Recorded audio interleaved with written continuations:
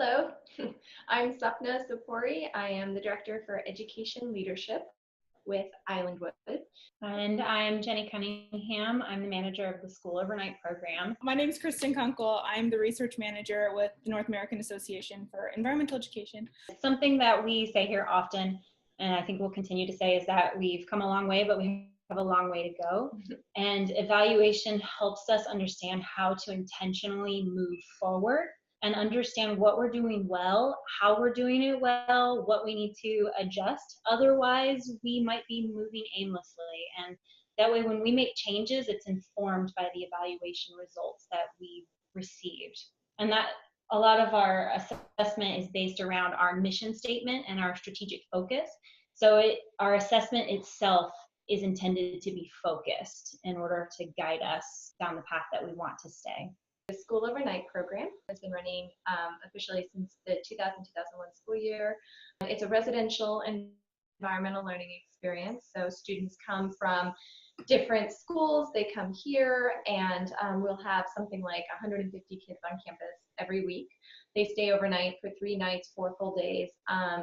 The emphasis is on stewardship, but the way that we work with the definition of stewardship is thinking about collaborative problem solving, team building, interpersonal communication, and using the outdoor space to really engage across boundaries and think about who we are as community members and what we are able to provide and do within our communities to essentially be better stewards. So we actually have 4 primary ways that we get our input from our stakeholders. The first one is every week when we have schools here, we do a teacher debrief lunch. So our teachers, we sit down with our lead teachers and talk with them for an hour over food.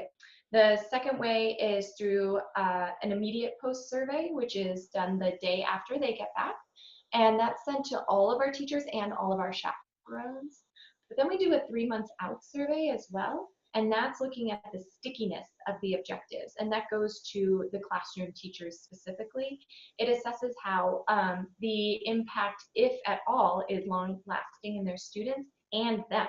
So we're looking at, has your teaching practice changed? Has it, have you integrated, different things that you might have seen, et cetera.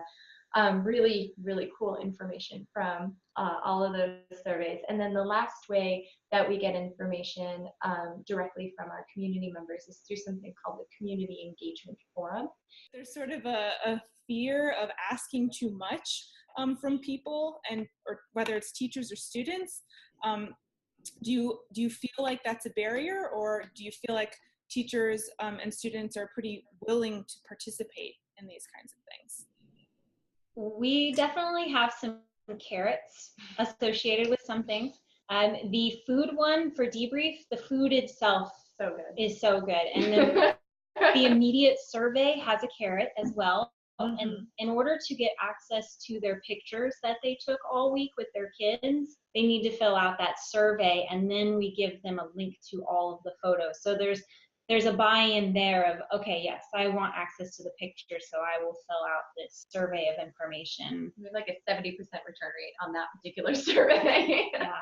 And the 3 months out survey, that one I feel is built largely on relationships. And we spend a lot of time forming relationships with teachers, and because it goes to the lead teachers in particular, they're more inclined to fill it out due to the personal aspect of it. Some of the work that we were doing at the Community Engagement Forum really brought up the point that we talk about a lot of wonderful things, but we didn't necessarily have a definition to support them. So with 2 years worth of working with specific stakeholders and people who really pushed our thinking and really got us questioning our assumptions, we came to a definition for culturally responsive teaching. And it is way different than I think I would have thought originally, because it includes so much about, it's all action verbing, and it's about thinking about systems as well as the instructor, but then also how does the community play a role in that. I feel like evaluation is often, oh, it's the quantitative numbers and it's the impact of what we do. And that is true. And I'm finding more and more that you can't do that without the really strong relationships with the humans that are giving the input. What was it, 2 years ago? Had a really intense meeting with a couple teachers, and they were expressing some concern about our teaching strategies, and concerns around microaggressions with their students, and they were very valid concerns. And while most people would probably think that that was like a really negative meeting, you're like, oh my gosh, what's happening? It was a huge success for me because the teachers started it by saying, listen, you said you're working on this, and normally I wouldn't have said a darn thing, but you said you're working on it, I trust you, so here's the information. And then we were able to do something about that, and it got me thinking, like, how much were we not hearing without the really positive relationships with the individual key teachers?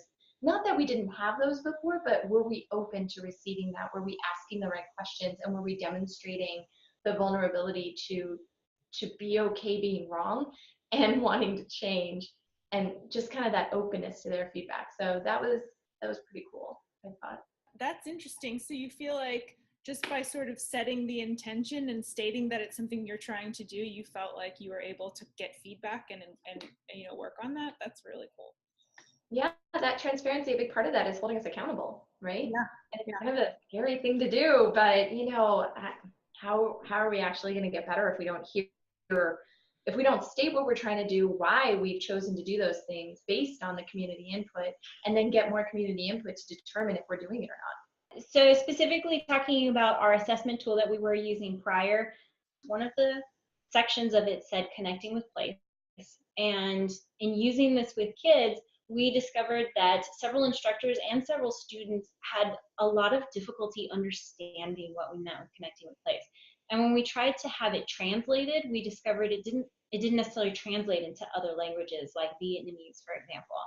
And then that's when we started to have a discussion as a team about the cultural responsiveness of the term connecting with place. And we discovered that not everyone feels disconnected with their place. And so that led to a language change of exploring here and there, with the idea that while students are here exploring, they're gaining skills and information that they can then use someplace else. So we took that very specific idea and made it into a large, transferable, enduring understanding that could travel with them elsewhere.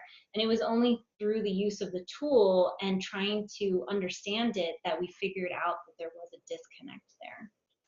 I think something else that might be important to mention in our evaluation process is the design, and how much thought and intentionality has gone into the design and communication with other people. So even within our new piloted rubric, there are elements of the next generation science standards, teaching for tolerance, the anti-bias framework, the 4 C's from the National Education Association around communication, critical thinking, collaboration, and creativity, and our pillars, and Carol Dweck's work around growth mindset. So all of that is integrated into this one-sided, one-page, one-sided document in which we're using to assess the effectiveness of our objectives and teaching with the students. Come a long way. We have a long way to go.